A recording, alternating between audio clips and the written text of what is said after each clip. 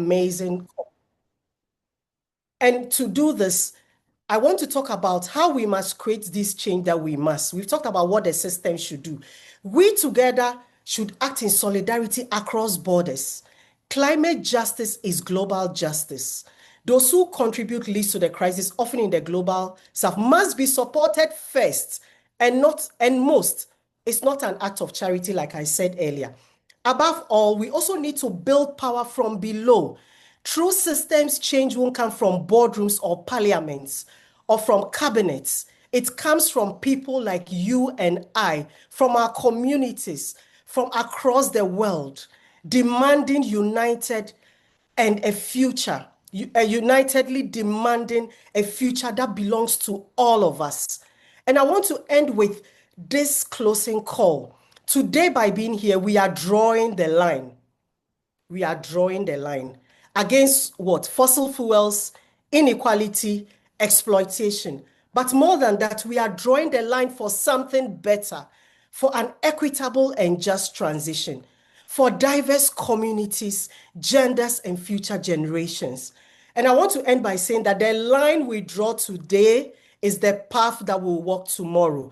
Together with courage, with hope, with power, we draw the line. Thank you very much for listening. Thank you so much, Sonia. This is really like uplifting and lifting our spirits also for the struggle. We will come back to you again in the discussion. And just like Hannah Atkinson did in the chat, please, everyone, feel free to add your questions in there as well. I will go to our second speaker, Marina Gattás. She's going to be talking about phase out of fossil fuels, fast, fair, feminist, and forever. So let's hear from Marina. Over to you, Marina. Hi, everyone. Thank you so much. It's such a pleasure to be here. Thank you, Sonia, for such an amazing, such a powerful opening to the session.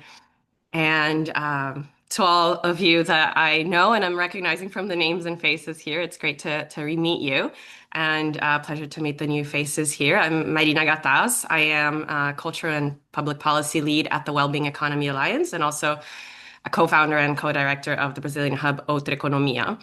And I feel like I was given the task here of talking about what should have been one of the easiest things for us to resolve today.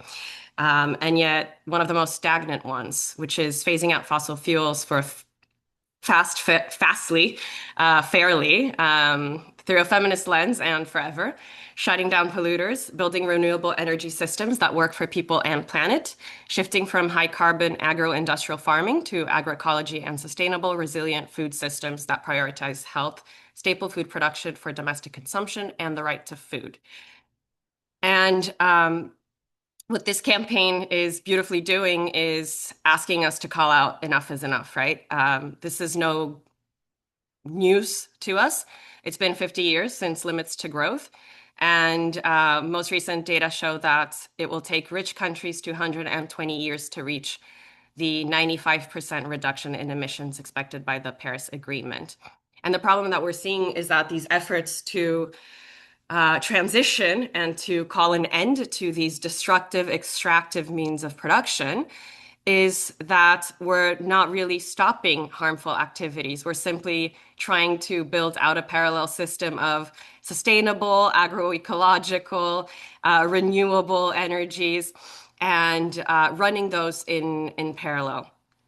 And in order to unlock this, I think it's really key for us to look at the narratives that are driving this kind of behavior, and to remember that it was actually a man or a few men, 36 precisely, who once dreamt of this economy the way that it is today, right? And if we want to change the economy, if we want to change the system, it is our responsibility, it's our co-responsibility to redream this economy with a view to progress that's not conveniently limited to money and production, so hyper-focused on GDP, but actually prioritizing the well-being of people and planet. And when I was preparing for the session and thinking about the 90 minutes that we would be here, I was asking myself, what kind of progress is this that we're calling out today, when in 90 minutes, we can estimate that around 5,400 girls will be victims of sexual violence in these 90 minutes that we're here. What kind of progress is this, right? And this growth imperative, it's way beyond devastating ecosystems. It's killing people. It's killing the planet. And coming from Brazil, after, in a year of COP30, I've spent the greater part of this year roaming around to different vulnerable communities, indigenous communities, quilombola, traditional, peripheral communities, asking people exactly this question: what would it mean to live in a world that is fair and where we have well-being? And it sits in stark contradiction to what's happening politically in my country as well. In a year of COP30, we see our president defending the exploration of fossil fuels in the Amazon basin on the claim that that Brazil needs that money to fund a green economy, to fund the green transition, and to reduce poverty. That is our classical dominant narrative here at play. And the same plays out with agroecology, part of this demand as well. We're seeing the launch of the Tropical Forest Forever facilities that does have some limitations as to where the money should be invested, banning any kind of investment in fossil fuels, but it doesn't exactly eliminate the possibility of investing this money globally in destructive industries. So again, we're creating parallel sectors that are sustainable, that are responsible, while actually not doing much to die out and phase out of these destructive practices, and making it truly impossible for people to live. The communities that are the least responsible for this chaos are the ones that are suffering the most, and that have lost even their own, what used to be their own means of productions in terms of food. So we're needing more than ever a new lens, a lens that puts the economy back into its place, the economy as a means to an end being well-being for people and planet, buen viver, as we call it here. And it has been a true lesson for me this year, the importance of starting with food systems in order to move forward in this transition. In a global trade system where everything is locked in and any change in anywhere means, that has ripple effects into other parts of the world. I don't see a way out nowadays into this if we don't actually reclaim our right to live, meaning reclaim our life, our right to food, to produce food, to grow food, to live. And the fact that this is so distant, that this is such a part of the separation that we're seeing in the world today, where we don't even have the right to live, we are born without the means to survive. That's where we must start. And one of the mottos that I took away and that I wanted to share with this group in these conversations with farmers, with people in the agroecological movements across Brazil is that the fight for land is the mother of all fights, right? Without access to land, we can't be talking about a well-being economy and an economy where people can thrive and flourish in harmony with the environment. And the second one is that the revolution starts at the table. So from this feminist perspective, how many of the changes that we've seen in the world haven't started with women around the table having transformative conversations about what this world should look like? And so when we're talking about healthy food, that's also a space for us to convene and dream of new possibilities for the world, putting back the economy to its due place as a means to an end. And creating a world where people can actually thrive and have sovereignty and autonomy over their own lives, starting at the table. Thank you very much.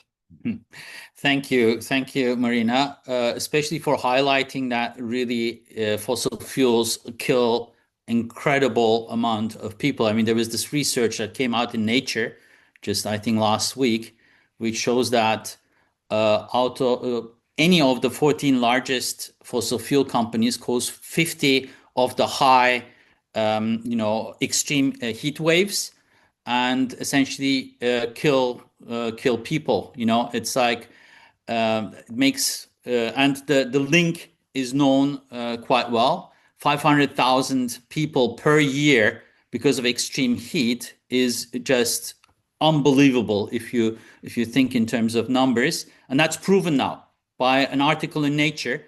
So therefore, thanks for really highlighting that part as well. And so I will go to our third demand, to Fadhel Kaboub. He's an associate professor of economics at Denison University and president of the Global Institute for Sustainable Prosperity. So he will go for the demand 3, which is fund the future, not the crisis. It's actually demand 6. I think the slides might be a little bit in disorder. So we can go with Fadhel. Fadhel will speak about demand 6, which is end inequalities. Fadhel, okay. The floor is yours. Over to you, Fadhel. Inequality. Okay, no problem. It will overlap a little bit with other topics, but it's all intersectional. So thank you again for hosting this important conversation. I'll start with the structural issues. So the unfinished business that we have for our generation is to decolonize economic structures, and by which I mean that colonialism has imposed particular economic roles on Africa and the rest of the global south that can be summarized in 3 basic points. Number 1, we're supposed to be the place that provides cheap raw materials for the industrialized world. We still play that role to this day. Number 2, we're supposed to be the consumers, not the producers, of industrial output and technologies for the industrialized world. And we still play that role to this day. Number 3, and most importantly, we're supposed to be the place where obsolete technologies, assembly line manufacturing that is no longer needed in the industrialized world is outsourced to us under the label of development, cooperation, job creation, partnerships. But effectively what it does is that it permanently locks us at the bottom of the hierarchy, at the bottom of the global value chain. And we still play that role to this day. So these are colonial functions that were imposed on us during colonial times for colonial purposes. And I don't mean to insult the audience here, but a quick reminder that colonialism was not designed for justice or equity or development or the sustainable development goals or industrialization or a just transition or any of that. Colonialism was violent, abusive, hierarchical, extractive, non-democratic system. So its economic structures that persist to this day are designed to produce injustice and inequality and violence and extractivism and everything that we're struggling with today. So that means that no just transition, no equality, no SDGs can be achieved under the same design. And that's the structural transformation that my sister Sonia was referring to in her speech a few minutes ago. So that structural transformation in terms of practical steps, in terms of what needs to be done today, of course, in terms of financing the just transition, financing an equitable society, financing a transition away from fossil fuels and all of that, it's the main argument that you hear is that we have no money. Right? The main argument you hear is we have so much external debt, right? Africa last year paid as a continent more than $160 billion in debt service in 2024 alone. That's a huge amount of fiscal policy space that's been hijacked. And it translates into millions of lives being lost, actually, because that's money that could have been invested in health and education and all kinds of things. So the sources of that external debt has its colonial roots, and of course, and it's that economic entrapment that needs to be undone. And that's why I always say you can't really democratize or decarbonize a system that hasn't been structurally and economically decolonized yet. So the sources of debt, we'll summarize them in 3 points. Number 1, it's food deficits. Africa today imports 85% of its food, not by accident, because we used to be the breadbasket for the world less than 100 years ago.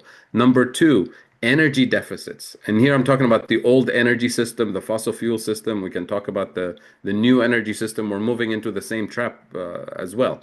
The fossil fuel system, our biggest exporters, Nigeria, up until a few months ago, imported 100% of its gasoline and is energy insecure. Angola, the second largest exporter, to this day imports 80% of its fuel. Why? Because we've always been denied access to the technology to look for oil, to drill for oil, and to refine oil. And today we're being denied access to the technology to manufacture and deploy our biggest potential, which is renewables, and access to financing to unleash that potential. We attract less than 1% of global financing that goes towards renewables. And we're the continent with the largest potential for renewables on the planet. And number three, the third source of external debt, of external borrowing on the African continent is the kind of manufacturing base that we are allowed to have, is the kind where you have to import the food, you have to import the machines, you have to import the fuel to power the factories, you have to import the intermediate components to be assembled with low-cost labor, and we even import the packaging. So you end up with a manufacturing base that exports low value-added content, and what we import is high value-added content. So no matter how much you double, triple, quadruple your exports, you're locked into a deficient position. And here comes the lock-in. So now no country can function without food, without fuel, without some basic manufacturing. And we have these three deficiencies. This structural trade deficit weakens our currencies relative to the dollar, relative to the euro. And that means everything I import the next morning with a weaker currency, I import it at a higher price. So food, fuel, medicine, whatever you're importing the next day. So we import inflation literally in the most sensitive areas. So that puts our governments in defensive positions to protect the most vulnerable, of course. Because you have riots otherwise the next day if you have inflation and food and fuel and all of that. So what do? We subsidize food, we subsidize fuel, we subsidize basic health services as much as possible, but it's a band-aid. It's unsustainable for decade after decade because we're not addressing the structural colonial problems. And number two, we ask our central banks, our ministries of finance to try to manage this exchange rate problem. How do they do it? Also with a band-aid by borrowing more dollars and more euros. And now you're deeper in debt. As I mentioned, $160 billion worth of debt service last year alone. And that means your lenders now get to dictate your economic choices and micromanage your domestic economic policy. Why? Because if I'm lending you dollars, I want to be paid back in dollars. So I want you to make sure to produce economic activity that can generate dollars. So export oriented. So extract oil, extract minerals, invest in cash crops, not real food for your actual food security. Anything that you can export. And that reproduces the same colonial hierarchies. And the global architecture that is designed to enforce these rules since colonial times are the World Bank, the IMF, the World Trade Organization, and the international taxation system, which was governed by the OECD until a couple of years ago. Now we're finally in the process of decolonizing international taxation, thanks to the UN Framework Convention on International Taxation. So to address the narrow question of inequality and the broader questions expressed in the SDGs, the Sustainable Development Goals, none of those goals are achievable under the current architecture, which was designed during colonial times for colonial purposes to reproduce the same hierarchies. And today we're told, let's put a green layer on all of this and greenwash the entire structure and call it climate finance and call it climate justice and call it this, that, and the other. Our role in this community is to be alert and to call out the false solutions, the greenwashing, the dangerous distractions, because we don't have time for the tranquilizing drugs of gradualism, incrementalism, false solutions, and dangerous distractions. And I'm paraphrasing the Reverend Dr. Martin Luther King Jr. here when he says, I have no time for these tranquilizing drugs. Thank you very much for listening. I'm happy to share some resources in the chat. Thank you so much, Fadhel. Really very critical points.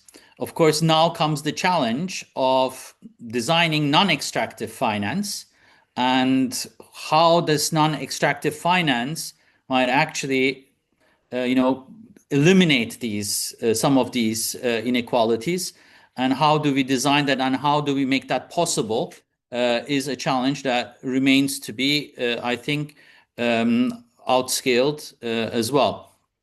So now we are, if I get this right this time, we are going to demand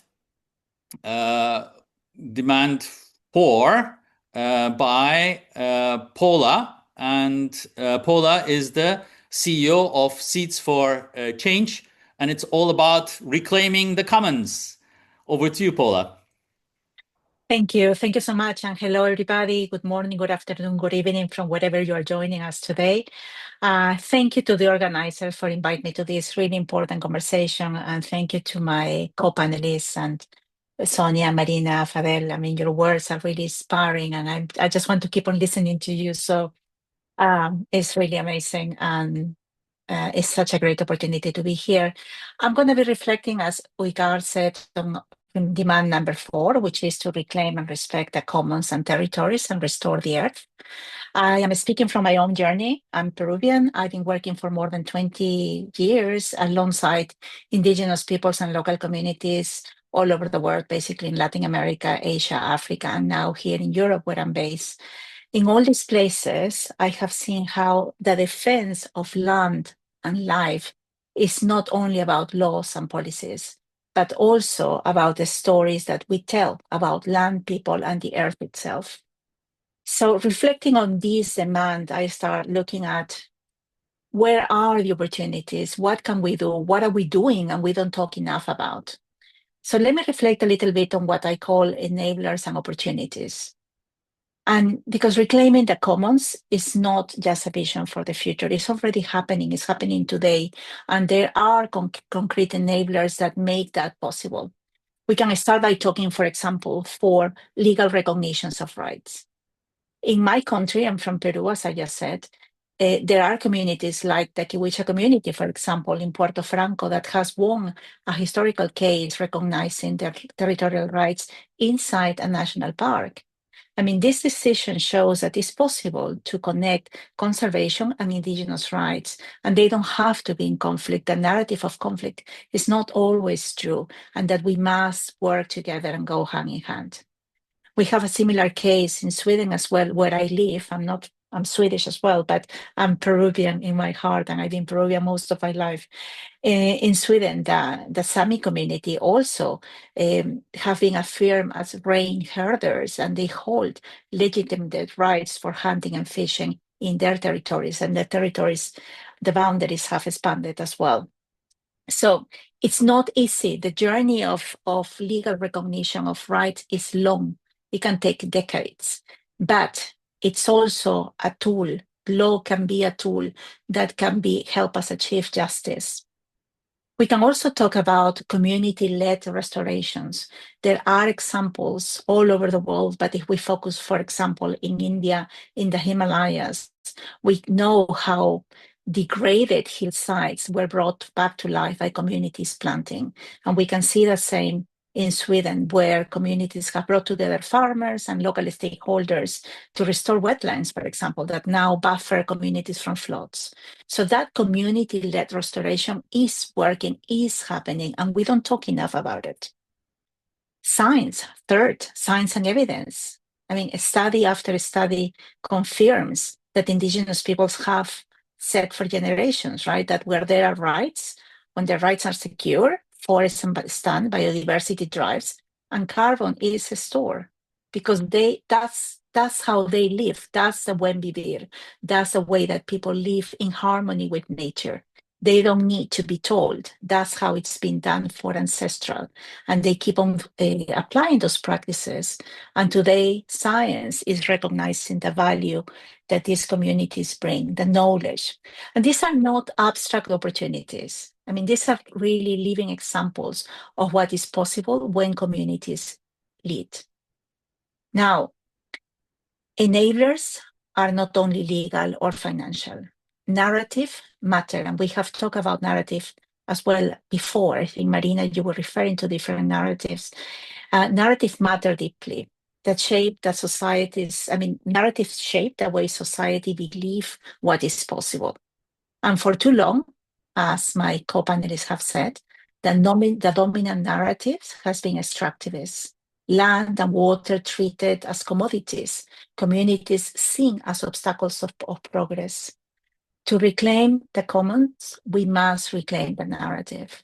And campaigns like Draw the Line amplify this shift with language that is simple, urgent, and memorable. We reclaim, respect, restore, and stop. It transforms despair into hope. It gives us a push to do something. We know that another path is possible. And as someone that has worked in communications for decades, I do want to stress that changing laws and policies is not enough. Unless narrative shifts, extractivism will simply reappear under new names, as Fadhel was saying, like green growth, bioeconomy, urgency of transition minerals. But in the end, we're not really changing the way we behave and the way that we consume and the way we react. Narratives are enablers too, and they define what societies consider just and the future we dare to imagine. And then I also thought about actions, right? What can we do? I'm a very action-orientated person, so I always think, okay, what's next? And reflecting a bit on the examples that I have seen along my career and some of the things I'm working today, I mean, there are concrete actions. In the global north, we can talk about ending subsidies to regular corporate supply. We can redirect climate and biodiversity finance directly to indigenous and communities initiatives. We have the new COP, the next COP in Belém happening in a few weeks now. It's just down the road. And there are several efforts, several global campaigns emphasizing that, yes, all these parallel mechanisms are being created. But if we don't direct their finances to the communities, not much is going to change. In Latin America, there are ongoing efforts, despite what has just happened in my country, where some of the reforms have been canceled and some campaigns have favored the fossil fuel extractions instead of the preservation of communities. Still, we see examples where land recognition is becoming stronger, where there is a more awareness of the need of protecting environmental defenders, and where territorial governance is part of the conversations today. 25 years ago, this wasn't really happening. Today, it is happening. Today, we have all sectors of society supporting these claims. It's not enough, but it's happening. In Africa, we see more and more the need to secure customary land rights. And, Liberia has fantastic examples of how this applies, how this works.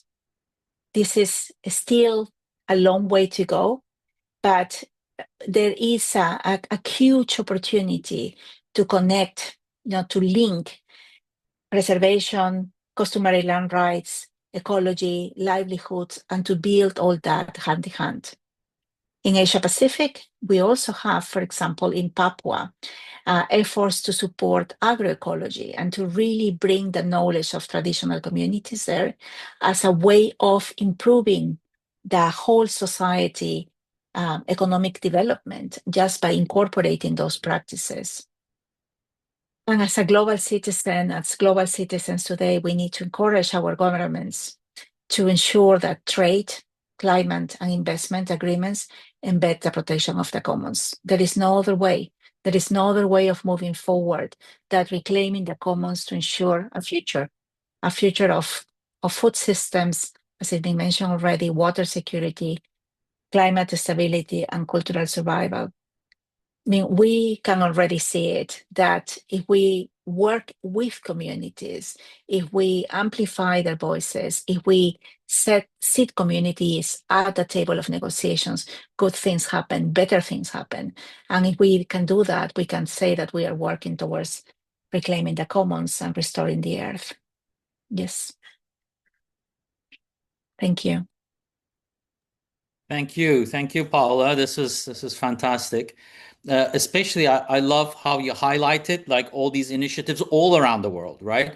One of the outcomes of the Next Economy Summit was essentially that we needed to build connections between these micro initiatives and really strengthen them and kind of make them the norm rather than the other systems. Really love also the hope message that you were giving in that sense. Now we go to again, if I get this right, demand 5, defend human rights and reclaim democracy. And Claire Mellier is going to be talking, and she's the knowledge and practice lead with the Iswe Foundation. So over to you, Claire. Thank you very much. And I'm really grateful for all the organizing that's gone into this event. I'll just share my screen briefly with you. And we've heard about the need to reclaim the economy and reclaim the commons. And I think we're at a critical time where we actually also need to reclaim democracy and what that means. Government of the people, by the people, for the people. And there are so many initiatives. There's a movement building at the moment that demonstrate that it is happening, despite maybe what we see in the news and the rise of authoritarianism. But actually, there are seeds of hopes and seeds of regenerative democracy happening all around us. And it's time we become aware of that movement. Back in 2024, Earth4All did a survey, and my organization contributed to it. And we asked over 22,000 people across the world what their opinion of democracy and the economy was. And the findings were really fascinating. And I think what it was saying, it was also showing there was a peak demand for political system change, and not just tweaking the on the edges. In a way, it was truly reshaping the way we think about democracy. And in order to illustrate, I think, where we're at the moment, I wanted to use these Bill Moyer maps that many of you in the movement building field will be aware of. I think right now we are probably, in terms of the democracy field, in the phase 5, where we know there's a public awareness about the crisis of democracy, but there's not enough public support yet or awareness of the alternatives that are around and that demonstrate that we can change the system.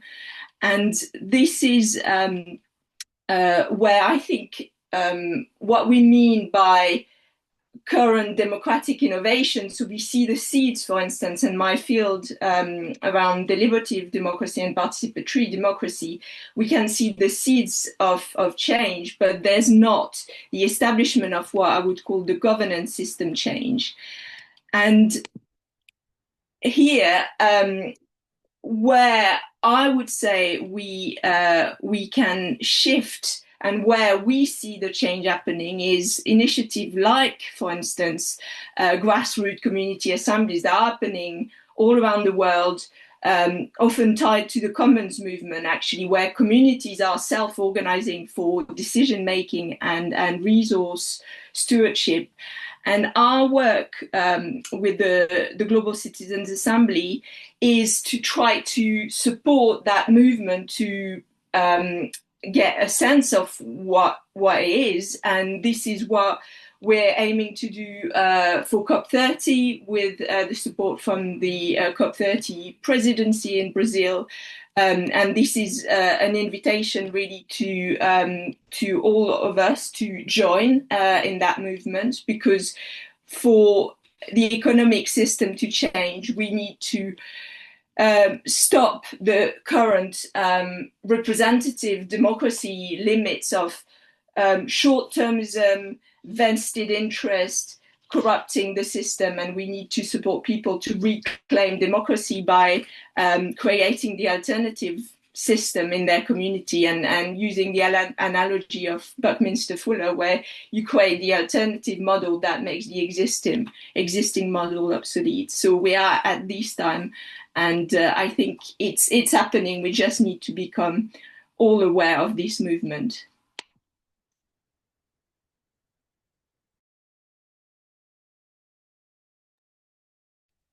Thank you very much, Claire, for this democratic call and for citizen assemblies.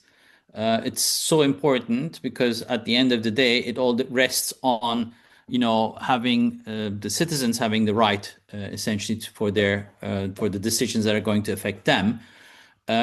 So now I would like to go into sort of looking at things from a systemic lens. There was also some comments with regards to that in the chat as well. So how do these relate to each other is a question that we have.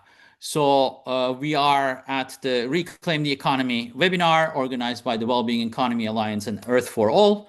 And the questions that I would like to pose to our speakers is two of them.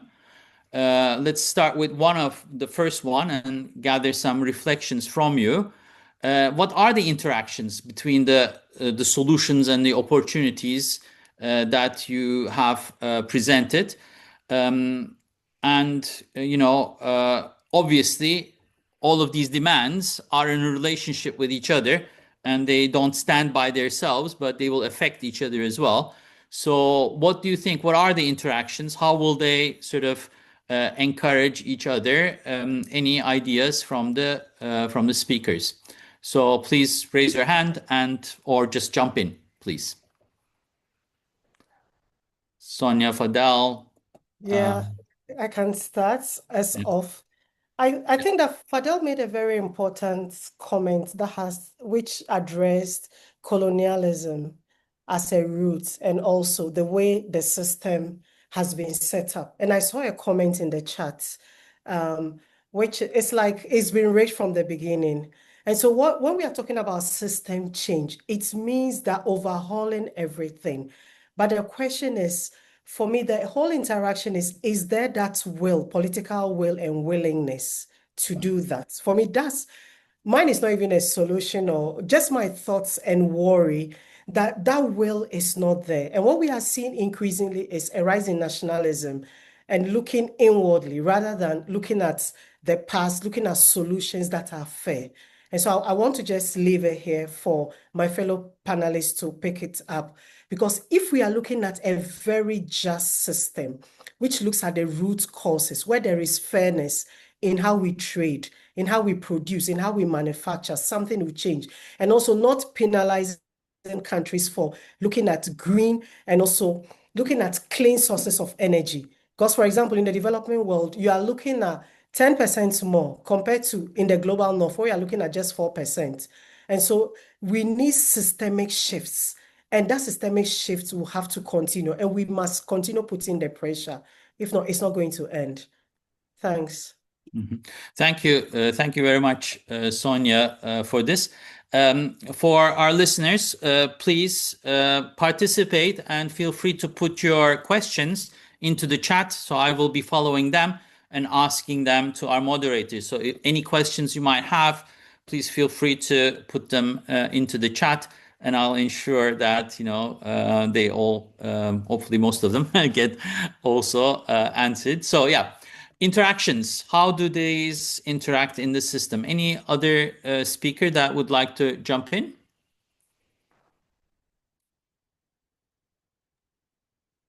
Fadhel? Yep. Yeah, I'm happy to comment if unless anybody else is ready to go. So I'll build on what I said, the structural deficiencies in terms of food deficits, energy deficits, and the kind of manufacturing trap that we're in at the bottom of the hierarchy.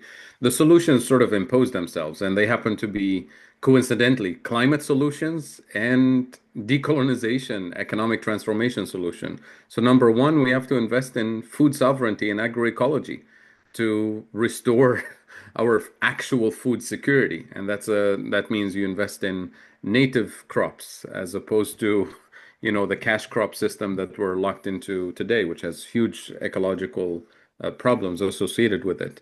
And that the good news there, yes, I agree, there's political will that has to be put on the table, but this is probably the easiest step to take because The nice thing about agriculture is it's a 12-month cycle. So every metric ton of local wheat or rice or barley you produce locally saves you the equivalent of dollars you have to borrow today and pay interest for the next 20 years. So every small step in the right direction is transformational, right? And it can mobilize people around it. And when it comes to the political will, we have to have the push from below. That's why we're doing these sessions, because what we need is to educate, inform, inspire people, empower, mobilize, organize, and build the momentum for these tipping points, right? Because we need to push on all fronts, on the energy system front, on the food system, on the climate justice, on human rights front, and so on. When it comes to the energy industrialization, I'll talk about them as one package because they're related. I'll focus on the industrialization. As I mentioned earlier, on the African continent, we have all the strategic minerals for a green transformation to manufacture and deploy the clean energy system that we need, the clean cooking system that we need, the clean transportation system to build the logistics of development and prosperity. We have the materials, we have the youngest labor force on the planet. What's lacking are two things. Yes, the political will, and number two, access to the manufacturing technology, which is available in China and Japan and the US and Europe, but it's been intentionally withheld because unleashing that industrialization potential is going to disrupt the existing geopolitical hierarchy. That's not meant to be disrupted. That's a process of decolonization. And that means political leaders not only need to understand this at the national level, but they need to understand that not a single country is going to be able to disrupt the hierarchy and industrialize alone. Because industrialization requires economies of scale, which means my country, Tunisia, is not going to be able to industrialize alone. Because if you try that, you end up manufacturing a small component in somebody else's industrial policy. So you're locked at the bottom of the hierarchy. But the continent as a whole, we're the size of China. We do have economies of scale. We have complementarity of resources and capabilities. And collectively, we have enough of an economic and geopolitical weight to negotiate the transfer of technology on our terms. But only if we have the collective political commitment of heads of states, not ministers of industry, even, not diplomats, not civil society leaders. These are geopolitical decisions. And that is where the pressure needs to happen. We need to stop thinking in terms of national green industrial policies because those are false solutions. We end up manufacturing for somebody else's green consumerism in the global north, and that's essentially what's happening. So our work is really to call out the false solutions and to show a pathway, a practical pathway. And yes, there are geopolitical restrictions, there are political deficiencies in our system, and our job is to keep the pressure and move towards those solutions. Mm-hmm. Thank you so much, Fadhel, for this. Of course, while doing all of this, we shouldn't be reproducing all the systems that sort of the colonial powers have been doing as well, and that requires that we challenge capitalism at its roots as well, and not use the same, like you were saying, financial systems, investment systems, same profit maximizing sort of business models and so forth as well. And one of them, I think, one cross-cutting issue, like we're looking at interactions, is also the company law. So as you know, with the company law all around the world, we have seen sort of this coming to what they say the end of history, because company law even in China looks like the same in South Africa, and that needs to change as well. And how we built these industries or these businesses and how they operate is also a critical factor here. Any other comments from the speakers before I go to my second question? Uygar, maybe I can add a couple of things to what my colleagues have already said. I mean, I think everything said here is important, but I would just like to add that we also need to change the way we talk about this. We also really need to focus on the narrative and see what are the stories we are telling that perpetuate the colonialist view, right? That is so embedded in our psychic that sometimes we are not even aware that we're just repeating ways of seeing the world that have been kept for a very long time. So being more aware of how we talk about the problems and how we present solutions. And maybe in my short intervention, I took you around the world, just giving you many examples of what is possible, because there are already solutions in place. So we can think of how we scale up those solutions. Where can we scale them up? But I do believe we need to break the cycle of only focusing on what's not working and bringing stories and example of what works, to be able to drive people and this generation and the next ones to really change the future. So I just wanted to add that. Lovely. This is so good, because it brings us essentially to our second question, which is very in the same line, Paula. And that is, how can we work collaboratively to deliver a new vision for the future, a new narrative for the future of society through, economic systems change? So how can we work, collaborate, and deliver a new vision, a new narrative for all of those? Will be my next question. So anyone who wants to speak to that? Maybe I stay because I'm on the please. Spotlight already. Please continue. Just a couple of thoughts. By doing exactly what we're doing today, by really influencing and sharing and active listening to what others have to say, by bringing intergenerational wisdom, by bringing intercultural wisdom in one space, and coming into these spaces with a willingness to listen, to collaborate, and to learn. I think that's a first step. And I really believe that can translate into influencing policy, influencing who we choose. It's terrifying to see how many demonstrations are happening today in different countries, in the 100,000s of the extreme right, for example, right? It's terrifying to see how quickly the balance is changing. In Sweden, where I live now, this is changing very, very quickly, and it's very scary. We need to react. We need to collaborate. We really need to break. I mean, for me, it's like, if we keep on doing the same thing we have been doing for such a long time and it's not working, and we just keep on doing the same, we are stuck in a pattern. So we need to think differently. And I think that requires bringing new actors to the table. And maybe my 20 years of experience working with Indigenous peoples find them as a trusted ally, because the wisdom doesn't need to be overcomplicated. It can be expressed in a simple way. And they have centuries of backing up that their way of living works. And I'm not saying we should adopt it completely, but there is a lot to learn. So I would love to see them as more prominent actors in the table of negotiations. Thank you so much, Paula, for this. And yes, Claire, over to you. Or Marina was first, but I'll keep it short. But I wanted to quote Ilya Prigogine, who said, when a complex system is far from equilibrium, small islands of coherence in a sea of chaos have the capacity to shift the entire system to a higher order. It might sound maybe naive or hopeful, but I do think that we are seeing these small islands of coherence, and we need to amplify them. And just to give you an example, over the weekend in my town where I live in the southwest of England, there was a festival of commoning, and it was showing all these examples of commoning practices around the UK, inspired by the global South, global majority world commoning practices.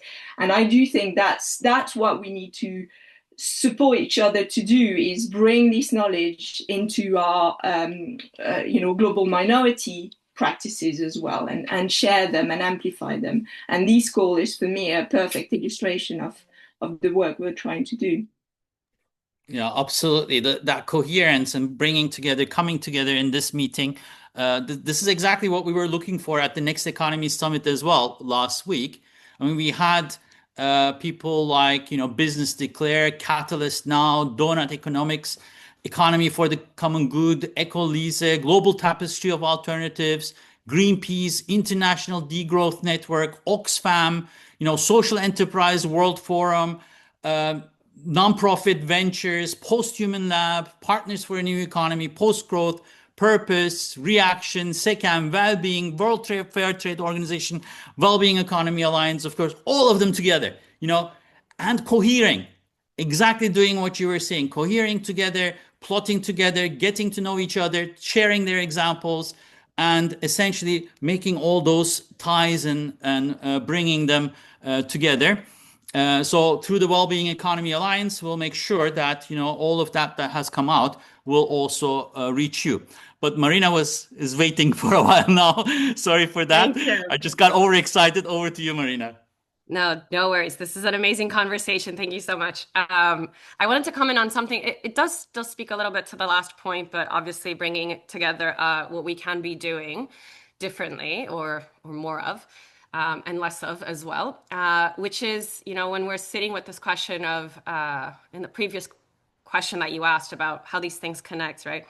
It's, as a political scientist, I always say, like, there's no vacuum of power, right? And today, like, money is power. And the question of political will, like, if we get stuck on that, like, when will we get political will? We won't move forward, because when we're looking at these narratives and how we behave, like, we are already operating in an extremely technocratic world that is a depoliticized world. And to the extent that we are stuck, I do see part of it being like the need to prove with data things that are already so well known.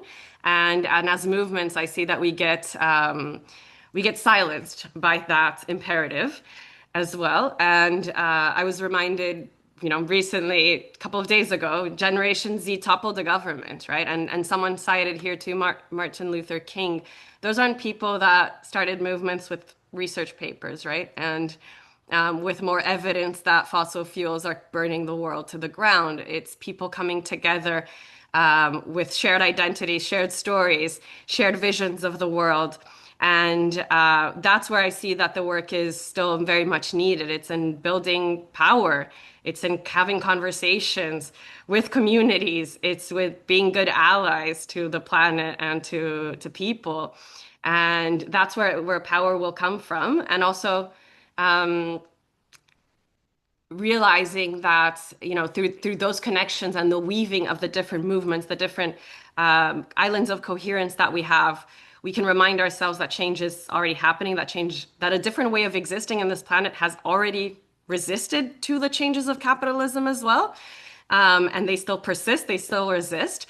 So there is a pathway that's not a new pathway, but a little bit of a rescue of different ways of being. And also changing a bit that story of the scale, the need for scale, right? I've heard that word a lot too here being thrown.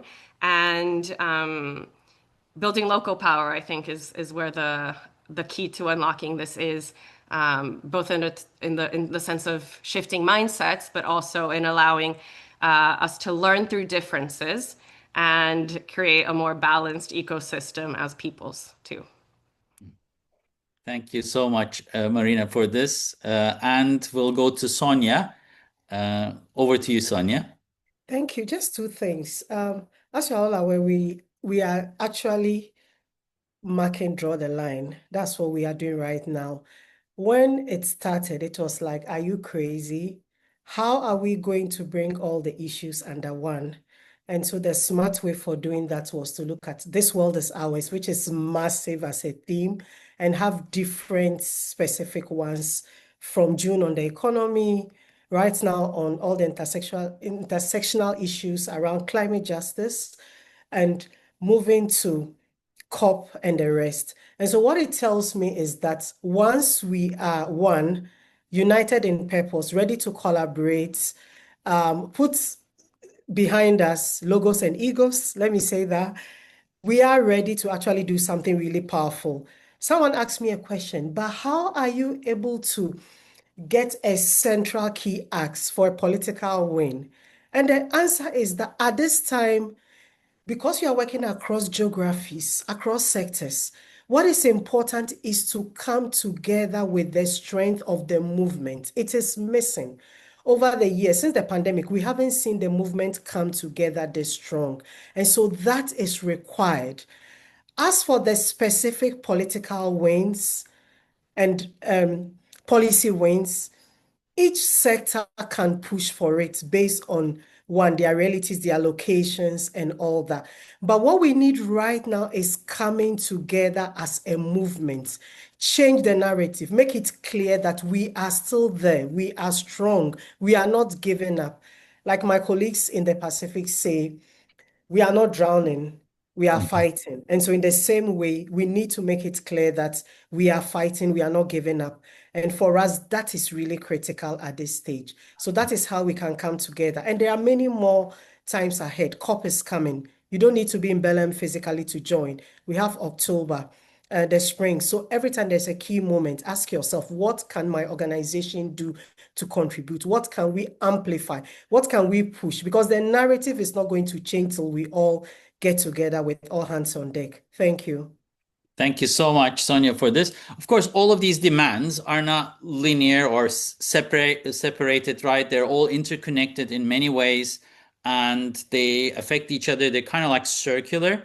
And that brings out the question, and in the chat, there was a question to you, Sonia, again, about, who are the draw the line demands addressed for, right? What is the target?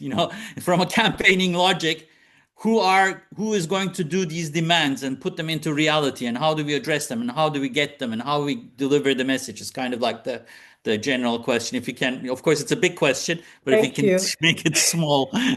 Let me direct, that's a great question, to drawtheline.world. That's the website.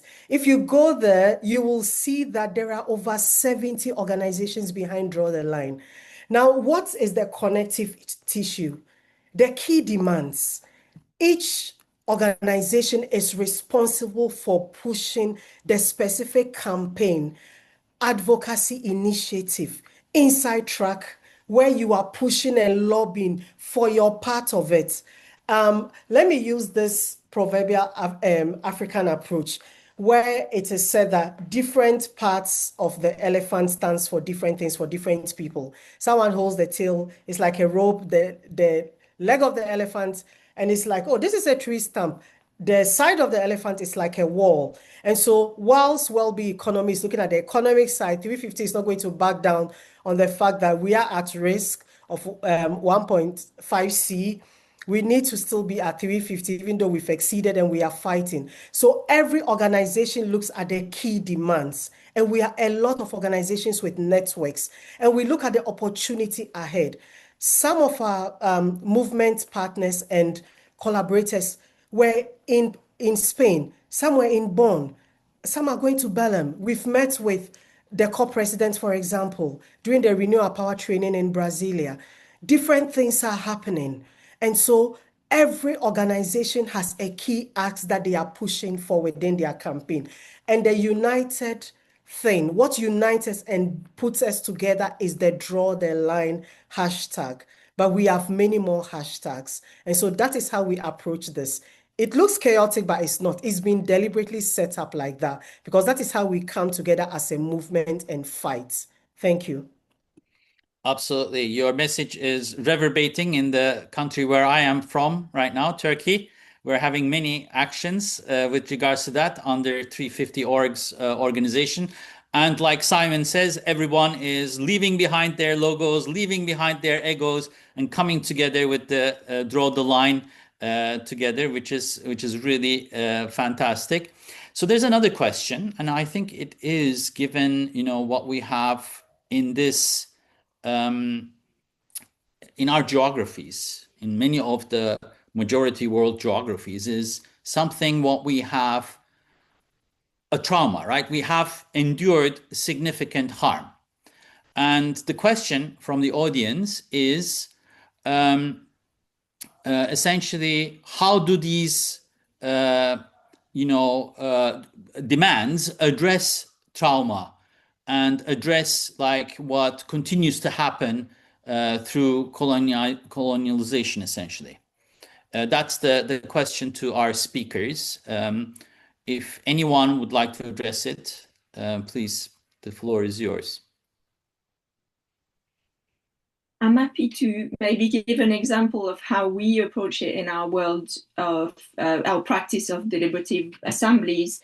Often what I say is these assemblies tend to bypass actually the grief stage. And what I love about Theory U, for instance, is this idea that you need to really engage with the grief and the pain and the trauma to be able to find the transformative solutions, or at least hold that grief and not do damage and not do harm with the good intentions. And sometimes I feel in Europe, particularly when we talk about the green transitions and all these assemblies that have happened in Europe, trying to get, have recommendations on what the green transition look like. There are so many blind spots which are about mineral extractivism in the global south that are not addressed in these assemblies, and that's where I mean by really grappling with the trauma and the grief is like acknowledging that we might talk about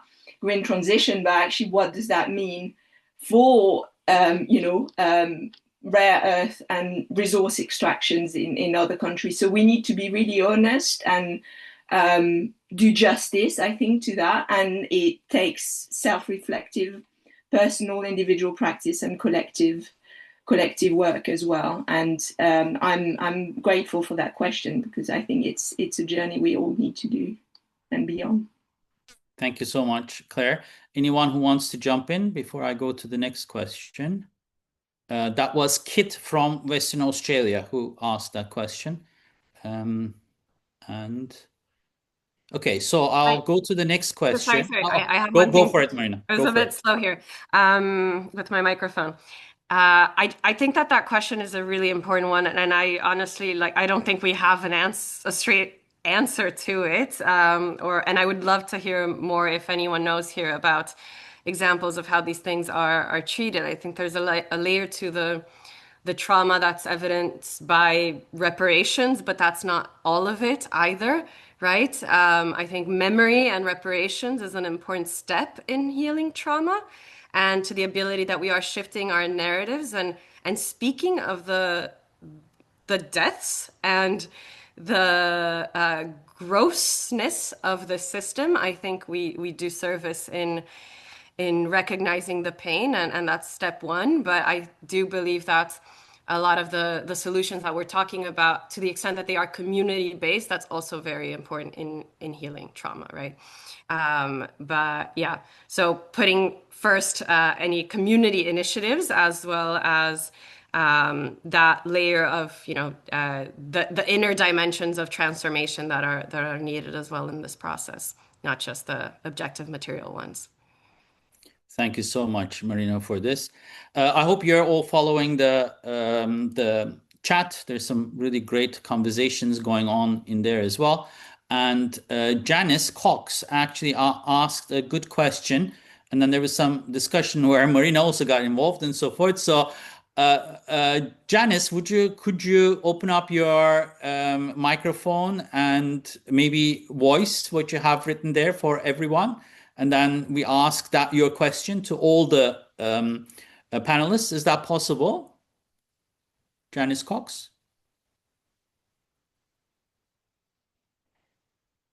Let me see. Hi there. Yes, can you hear there me? You are, Janice. Hi. Hello. Yes, I don't know where to start really. So for the kind of umbrella, I was thinking that a kind of unifying new development paradigm would be one that we've spoken about a lot in the UN. Both the NGO major group and the women's major group have put forward that it should be an overall paradigm that prioritizes the well-being, or preferably flourishing, of nature, animals, and people. And I noticed that WEAll often leaves out the animal side. And I know you think of that as being part of nature, but actually with animals being sentient beings, they've got their own interests and rights, which are apart from nature and the kind of collective benefit. And that's something that has been put forward on a number of occasions. And there's also a One Health paradigm, policy paradigm, which has been agreed, which is also nature, animals, and people, and the way to sustainably balance and optimize their well-being. And that's important ethically because those are the three aspects. So that's the kind of basics of what I was putting forward. And I noticed that WEAll is very heavy on economists. So you always, you look at the economy first, whereas actually development is very much qualitative and not just quantitative. And I kind of see the economy as being like a supporting pillar. And the SDGs, they talk about having economy, nature, and people as three legs of a stool. And I like to think of a triangular stool with the well-being of people, animals, and nature, with a base, which is the economy. So that's kind of the point I was making. Thank you. Any reactions from our speakers to what Janice has said?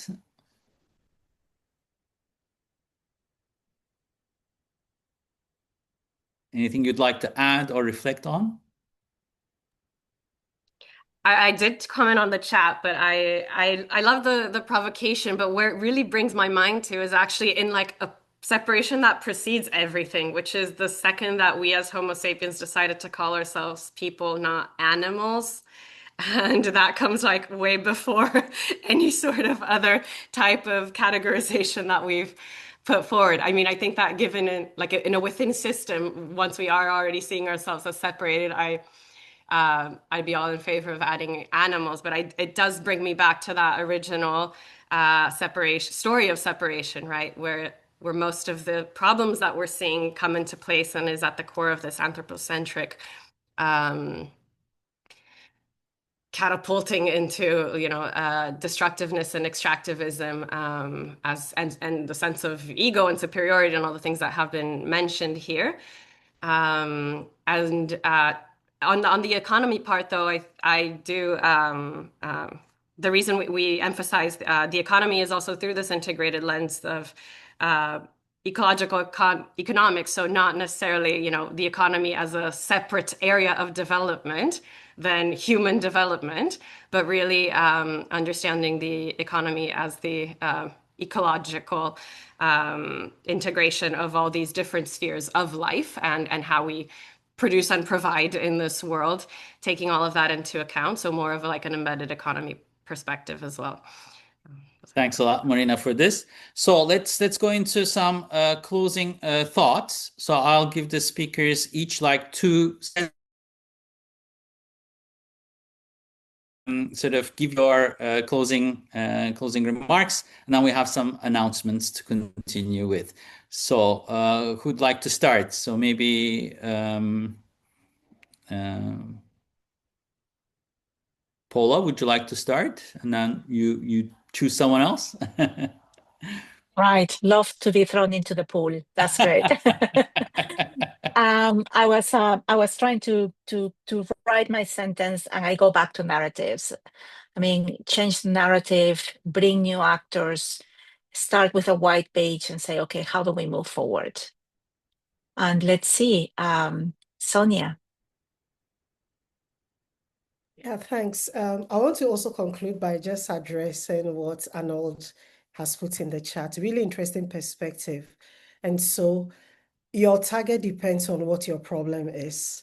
And I would say that many times I get discouraged because I'm not seeing anything. But for me, when we saw that there was a landmark ruling about climate change in the Pacific, which was led by students, everybody wanted to join the Pacific Climate Warriors. We're all rooting for them.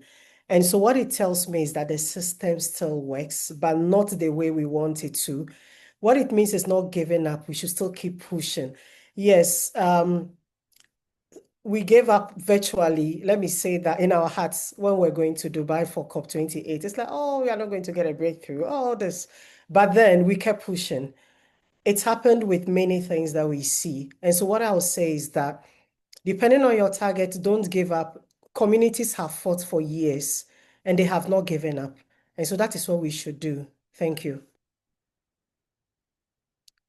Fadhel, yeah, next, please.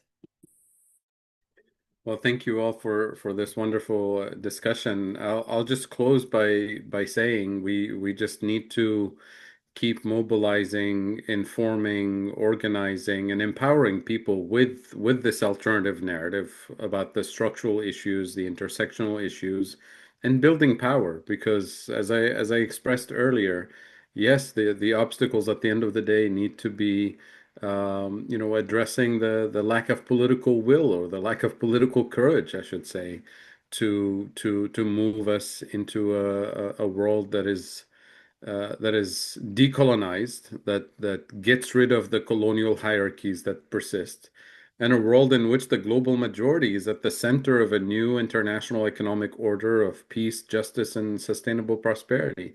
So it's going to take all the villages of the world, not just the village, to get us there. And for political leadership that doesn't have the courage to act, it needs to step aside, and it will only step aside if there's pressure from below, and that's our responsibility.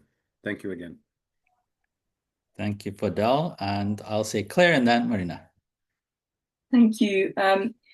I might go back to Marina's point around, more than human and the need for oneness, really. And I feel that we've talked about reclaiming democracy, reclaiming the economy, and it's, for me, there's almost reclaiming spirituality and connection, but doing it in our communities, because I think in the face of collapse, that's where we're going to have to do the work, and